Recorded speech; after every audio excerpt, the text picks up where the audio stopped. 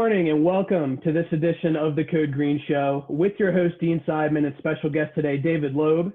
He is a longtime fan of the Code Green Show, but also in his own tier of his own when it comes to fandom. You have your average fan, you have your super fan, and then you have David Loeb, and he's in a category of his own.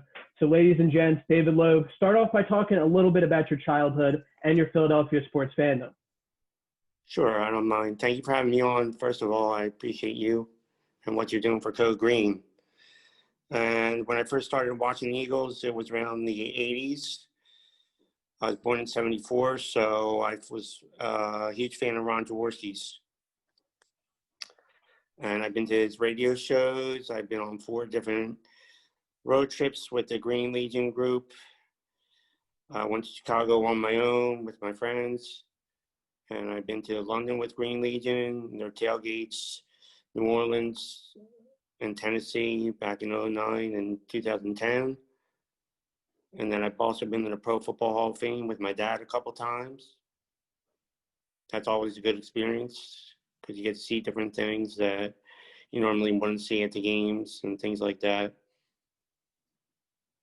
And I've been to a few different games. I guess my most memorable will be the snow game. I think it was in Detroit, against Detroit, that snow game.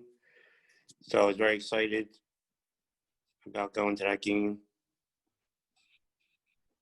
And I've also been a caller on WIP radio. They know me as Dave from Malton. So if you live in WIP, you will hear me as Dave from Malton on the radio show as well. So I'm a pretty avid fan, I'd say. I'm not a season ticket holder, though. But I do try and go to 1 or 2 games a year. Obviously, it will be hard this year. Right. Yeah, so David, thank you so much for sharing really great experiences that you just shared with all of us here at the Code Green Show family. Can you give us one of your favorite moments besides the snow game, besides the Super Bowl? What's one of your most underrated fan moments? Underrated fan moments, or can I say who I've met, or just? Yeah, anything like that. Like I have met Ron Jaworski quite a few times. Like I said, I go to his radio show, and I also have been to the Green Legion radio show a few times. I like them a lot with Quimby running the show. And just hanging with my friends. Hanging with my friends at tailgates really is very important. You know, being with friends and being sociable. I'd say that's really memorable. Absolutely. And I'm not a season ticket holder, myself, but I try to make it to all the home tailgates if possible. I was able to go to a few games last year, like the Giants game I was able to go to. I was able to go to the New England game, but those were the only 2 games that I was able to go to. So to hear from a fan like yourself and all these great experiences that you have, kind of jealous, but that's an even better reason as, you know, to have you as a special guest. So thank you, David. Yeah, I also when I met Ron Jaworski, he let me try on his Eagles Super Bowl ring. So that was really cool. And then I also met Brent Selleck. At That's Ron amazing. Jaworski's radio show. And Lane Johnson one time. Wow. See, somebody like Lane Johnson, I would love to meet. I have met Ron Jaworski. I have met Brian Dawkins. I have met Brian Westbrook, and those are my 3 favorites. But to meet like a current player like Lane Johnson, I can't say that I've done that. So that's very cool. Yeah, he was doing just papers, no autographs. Sorry to interrupt you. No, you're fine. And that was pretty cool. And then I met Vince Papale. I didn't think he's been on your show. Yes, he has. Right? Yeah, I met Vince Papale a few times. Yeah. Vince is one of my favorite people to interview. A family friend at this point. We communicate pretty often. Vince is awesome. And Brian Westbrook one time too. Yeah, Brian Westbrook. I wish he was a close friend, but you know, one of my favorite Eagles of all time, undoubtedly. Now, if we go into the 2020 Eagles season, it's not ideal. We have some new talent on both sides of the ball, actually. And I want you to give me some of your 2020 Eagles gems / breakout players this year. Well, I think Miles Sanders will be good to look at. I think he's going to have a breakout year this year, as long as you know, healthy is the key, obviously. Diller getting hurt. Yeah, very unfortunate to hear that news. Yeah, very upsetting for Eagles fans. On the defensive side, I like Jalen Mills. I think he's going to have a good year this year. Isn't he switching roles, I believe, or Yeah, he's playing more of a hybrid role in this defense, trying to replicate what Malcolm Jenkins did, which is going to be some pretty big shoes to fill. But I have full confidence in Jalen with this position switch, and I really look forward to seeing how well he could do because may have not worked on the outside, but may be a very good fit at safety for us in the future. Now, Yeah. I really liked how you mentioned Miles Sanders. So he really doesn't have too much competition in the backfield this year. I mean, last year we had Jordan Howard and we had, Boston Scott. And, Boston Scott, for example, played great. But we knew that Miles was kind of like the next guy up. If Howard were to leave in the offseason, like what was to happen this year. And I have full confidence in Miles Sanders, obviously. A guy out of Penn State, a guy that I really paid attention to, and somebody who's just ready to take over this offense. He has the mindset that he wants to be an MVP type caliber player. He's putting in the extra work on and off the field, and he's making these bold statements. I really hope as an Eagles fan, for both of our sakes, that it does pan out and that he doesn't get overwhelmed with the workload that he's about to assume. What do you think? Totally agree. And I think that to Staley, he can talk him up and coach him up, to the level where he's going to be, to make him way better than he was. So that's why I think it's going to be a breakout year for him on the offense. Yeah, now, David, let's talk about some rookies. Do you have a few rookies that you're looking forward to seeing play if they get on the field? Yeah, I like the guy Hightower because I like how he posted about his grandma saying, "Welcome to, effing Philly." I don't know if I can curse on the show, so how he said that. She said that. So that was like she fit in right away with everybody, It's like she was one of us. Yeah, I could agree with that. Totally. I remember that live reaction too. Yeah, so I'm looking forward to seeing him. I think that he can make the team. The new guy, Bradley. Sean Bradley from Temple. From Temple, yeah. Always like the local people. Always root for the local teams. Even if it's not my school, just because you're from the area and stuff. And it's nice to see them try and accomplish their dream of playing for the hometown team. Yeah, and Sean Bradley's an interesting name that you bring up because he is a few years older than me, but we actually did play against his high school, Rancocas Valley. I went to Cherokee, and I remember the name Sean Bradley vividly.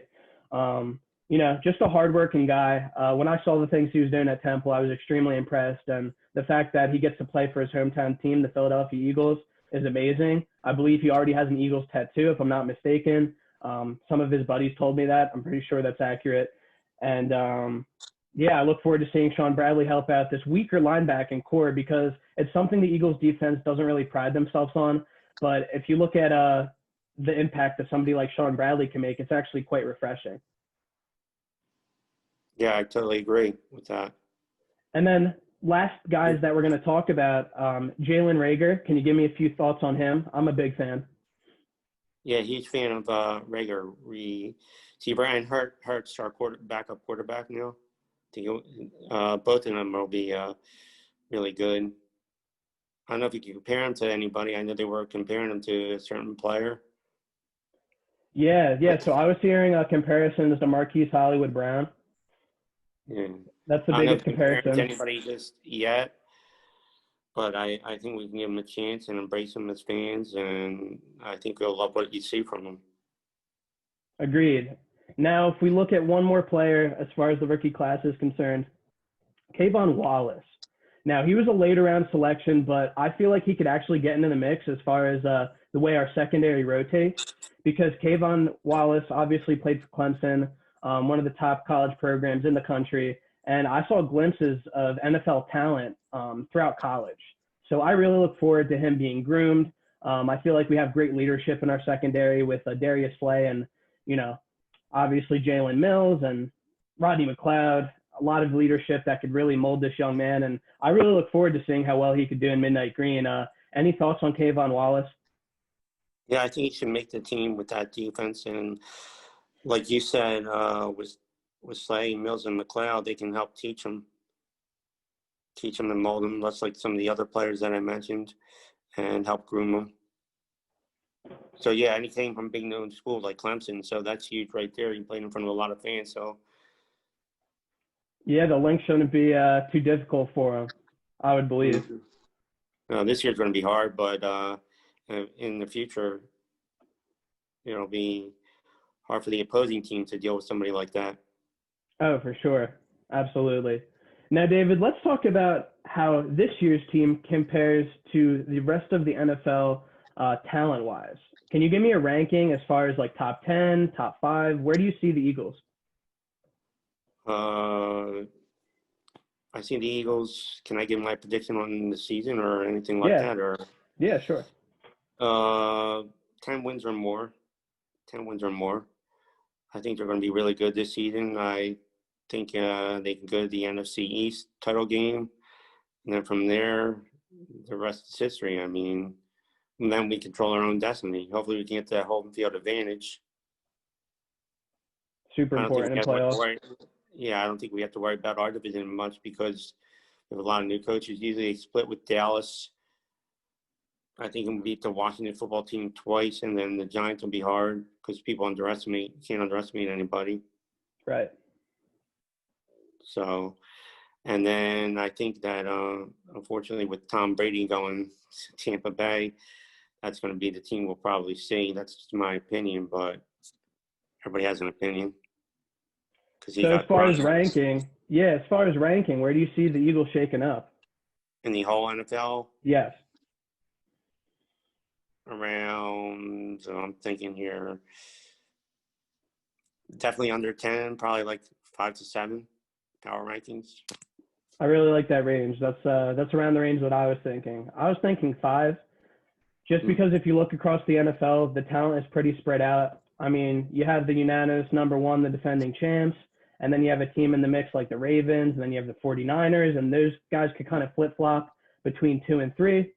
And then, in my opinion, I feel like you have a team like the Buccaneers in the mix, like you were saying, with Rob Gronkowski and Tom Brady and Chris Godwin and Mike Evans and a young Ronald Jones. I feel like a lot of people aren't really giving this Buccaneers offense too much credit. And then on the defensive side of the ball, you have one of the league's best edge rushers and led the leagues in sack last year, Shaquille Barrett. So he's somebody that I'm really looking forward to seeing how the Eagles would go up against somebody like the Buccaneers if they were to play him. And then I see the Eagles shaking up around 5, and I see a team as a surprise being the Buffalo Bills, because when you get an all-pro talent like Stephon Diggs with a young gun like Josh Allen, I feel like anything's possible. Your thoughts on the Bills? On the Bills, yeah, they have a lot of young guns, but I think the Eagles are better than them. I'm biased. Yeah, I would have to agree. If I had to say between 4 and 5, I would say it would be a toss-up between the two. I feel like the Bills' defense keeps them in a lot of games, and that's where a lot of people overlook them. Now, Yeah, I was looking at the Ravens too, because the Ravens have a good defense always, even though Earl Thomas is gone. I mean, they're still tough. definitely. The Bills are young. Yeah, the Ravens are definitely one of the top teams in the AFC. They could definitely give the Chiefs a run for their money, no doubt in my mind. So with Lamar Jackson on your team, anything's possible. They drafted J.K. Dobbins, who I was talking about on the previous Code Green Show episode. I feel like him and Mark Ingram are going to be a really good tandem together. And Marquise Brown, going into the season healthy will be a great thing, because we only saw a few flashes of what he could do as far as big playability. Reminds me of Deshaun Jackson a little bit, the way he could stretch the field. So Marquise Brown and Lamar Jackson should definitely be a deadly duo going into this 2020 season without fans. So without fans, David, the season's obviously going to be different. How do you feel like it's going to affect the teams? You mean with like no fans or? Yeah, no fans, different environment. How do you feel it's shaking out? Oh yeah, I feel it's going to be way different. I'm sure people are frustrated, upset that they can't go to the games. I work in healthcare, so it is a safety issue. I know people don't like it, but you got to keep everybody safe first, and then have the fans in the stands. We want to play the season just like everybody else. So continue with the season. A lot of uncertainties right now, but I think Wentz and the Eagles are healthy, ready to go. Hopefully the pump-up crowd noise will be good. I heard Doug Peterson on Angelo Cataldi, coach, talking about some of the pump-up noise that might be in the stands. Maybe they'll have cardboard cutters. I don't know. So that would be kind of cool. but it would still be different. But it's like we'll be there, but we won't be there, Yeah, Because the exactly. tailgate takes away from the tailgates. Philly's known for the best tailgates and best parties. I mean, Cheers to that. Yeah. people can go to Xfinity Live or Chicky and Peach or somewhere like that and watch a game, but it's the same thing, but it's not the same thing as being live at the game. Yeah, it's definitely not going to be the same feeling by any means, but I feel like as NFL fans, we're going to embrace it. We really want to see football at the end of the day, but health is the top priority, and all the protocols in place. I think it's the best thing for the league and the best for the fans because, nobody wants to die from this, God forbid, and a lot of people's lives have been taken tragically from this. Now, if we look at the rest of the notes that I have here, do you have the toughest offenses in the NFL as far as the Eagles are going to face? Can you give me a few? Toughest offenses. Can you run down the schedule with me real quick on the AFC, NFC? Yeah, sure. So we have the Washington football team to begin. Looking at the rest of the schedule here, if we're going through. All right. So we have the Rams. Or if you want to hear AFC or NFC? AFC. All right, so we're playing the Bengals with Joe Burrow and Joe Mixon, John Ross, Tyler Boyd. We have the 49ers offense with Garoppolo. We have the Steelers offense. Big Ben's coming back. We have the Ravens. We have the Cleveland Browns with Odell, Baker Mayfield, Jarvis Landry, Nick Chubb. And I believe that's it for the AFC. So out of those teams. Okay, Cleveland's going to be tough. They're tough. I mean, I know there's problems with Odell Beckham locker room or whatever issues. So they're tough. And then Baltimore always, as we mentioned before, is always tough. And, of course, the Niners, because they saw the Chiefs in the right before the Super Bowl. I think they'll probably be our toughest opponent, the 49ers, even though they're traveling. That shouldn't take its toll on the players, but I know sometimes it does. But I think the 49ers are the toughest opponent, offensively, defensively, the Ravens. Now, a few that I left out for a specific reason was a few of the better teams as far as like the NFC. So I know I only brought up the 49ers for the NFC, but if we look at the remainder, we have the Seattle Seahawks, we have the Green Bay Packers, we have the New Orleans Saints, and we obviously have the Dallas Cowboys and our division mates. Now, out of those top dogs, where do you see them ranking? Because the reason why I brought up the Niners first was because I know they're explosive, but I feel like the other teams that I just mentioned are better. What is your opinion? I think the Eagles can beat the other teams any given Sunday, but the Saints are always tough. They always give us a hard time. For sure. But I think we were in there in the playoffs before. I think it was a closer game. I don't think they were expecting that. I think that they might have been expecting a blowout. Right. Wasn't the one that Nick Foles quarterbacked. Just a bad turnaround, bad miss by Alshon. And I think that we'll be back there again. I feel confident in our team. Absolutely. Now, defensively, going to go through the teams again. Washington football team, Rams, Bengals, 49ers, Steelers, Ravens, Giants, Cowboys, Browns, Packers, Seahawks, Saints, Cardinals, Cowboys again. Seahawks and the Saints are tough. I know I mentioned the Ravens before, but the Seahawks and the Saints, I did forget about the Seahawks with Russell Wilson. Like I said, with the other teams, you can't underestimate him ever. Never. He makes plays happen, so Wentz will have to do that. Love Carson Wentz, huge fan. Same here, my favorite player. Yeah, I feel like he'll be confident and ready to go. I think they're all excited. Just injury-free now, please. Absolutely. Now, David, thank you for sharing some of your bold predictions here as far as the toughest defense and the toughest offenses that we will be playing with the Eagles for the 2020 season. Now, let me get a few of your thoughts. I know you belong to a few different groups as far as like being an Eagles fan, the diehard that you are. Tell me a little bit about your experience with the Green Legion and then a little bit about the Womb from the Tomb, just to wrap up the show. Okay, the Womb from the Tomb is great. It's run by Brent and a few different administrators. I love to post. I'd highly recommend it for Eagles fans. It's just a great group, great camaraderie, great friendliness. They won't tolerate the crap. You know, that's same thing that goes on with Green Legion. You know, they will intervene, and they just have awesome tailgates with the Green Legion. They know how to do it right with the tailgates. Yeah. And same with my friends, Mike Kirk and all them. We just know how to do it right. They're like 12 or 13 guys, girls getting together at Eagles games, having a great time. So I'll miss those memories a lot, but I still go over to his house and watch the games. So, and I'll miss going to the radio shows. I mean, if they have them, I don't know. I mean, it's just tough right now with the pandemic. George's radio show, Green Legion radio show. Yeah. It's exciting when you do go, though. I mean, you Oh, get to yeah. play. Yeah, you actually jogged my memory a little bit while you were talking. So, how long have you been a member of each of those groups? Green Legion, I've been following them before I met Mike Kirk and his brothers and all that going. I just was able to hook up with them and go to a lot of games. Womb to the Tomb was pretty recent. I know that's a recent group.